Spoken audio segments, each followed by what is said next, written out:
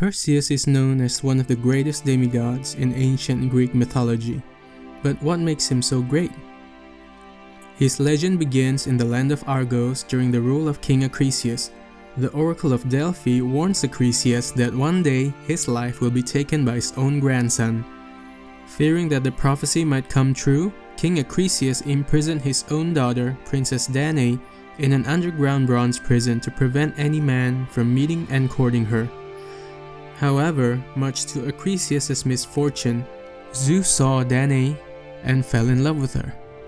In the form of golden rain, Zeus dripped his way inside Danae's bronze prison and seduced her to procreate. Perseus was the result of this consummation.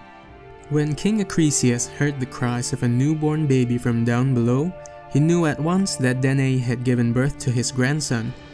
After confronting Danae and the child, he wanted to immediately eliminate the baby, but afraid he might anger Zeus, he locked them in a wooden chest instead and banished them to the sea, hoping the rough waves of the sea would claim them. Zeus saw this and pleaded with Poseidon to help Danae and his child, and Poseidon obliged, carrying them to safety to the island of Seriphos.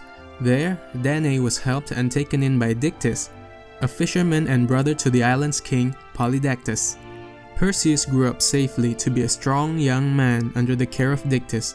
Meanwhile, Polydectes took a fancy to Danae and tried to court her many times, all of which she refused.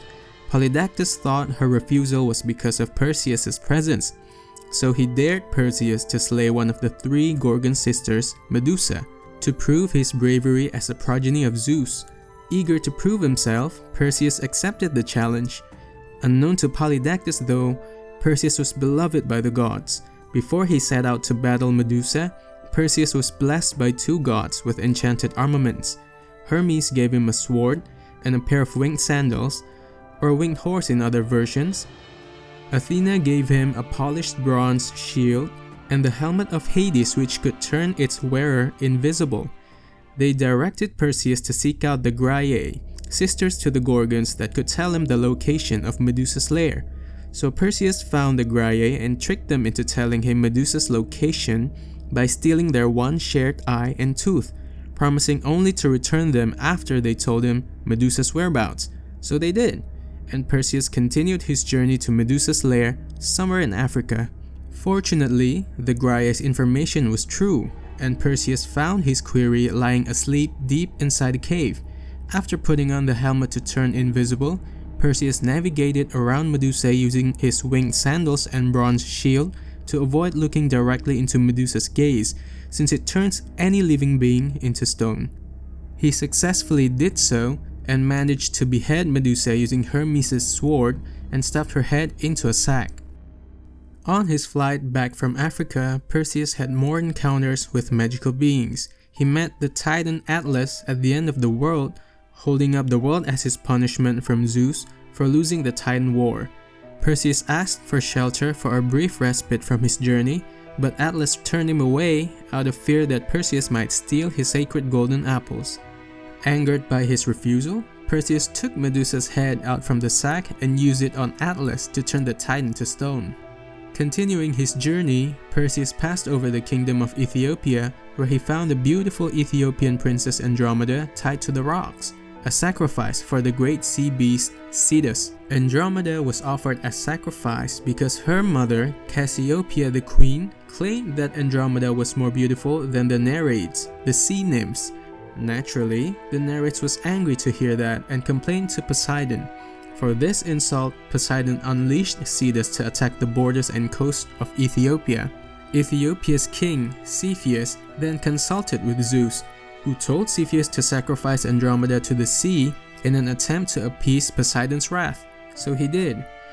Perseus, who came upon Andromeda purely by accident, fell in love with her at once, and after hearing her plight, he once again used Medusa's head to turn Cetus to stone, saving Andromeda.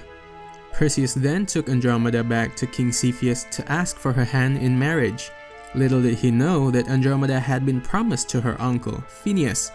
Infuriated, Phineus quarreled with Perseus, and in the midst of it, Perseus once again pulled out Medusa's head to turn Phineus to stone and successfully married Andromeda. Now a married man, Perseus took Andromeda back to his home island of Seriphos, where he found that Polydactys was still bothering his unwilling mother to marry him. So, yeah, you guessed it.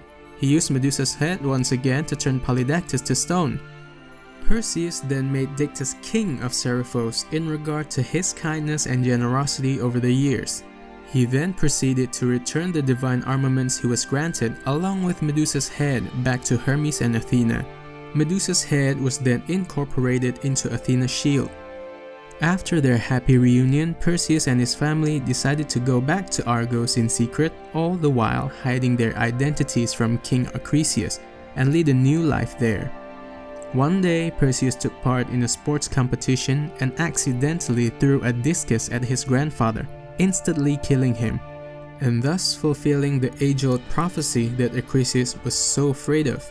Being the last surviving heir to the throne, Perseus naturally inherited Argos from Acrisius, but he felt unworthy due to the fact that he himself offed his grandfather. So instead, Perseus traded his right to rule Argos over to Megapenthes in exchange for Megapenthes' kingdom of Tiryns. Perseus and his wife Andromeda ruled over Tiryns happily, and together they had 7 sons and 2 daughters. It was told that Perseus later founded Mycenae, which his descendants ruled over for many years. Some very famous figures were also said to be his descendants, one of which is Heracles, the renowned Greek demigod/hero, and also Perseus, who is said to have traveled to Asia and is the ancestor of Persia. The story of Perseus is one of the less common cases of Greek mythology, where the story doesn't end in tragedy, but rather has a happy ending.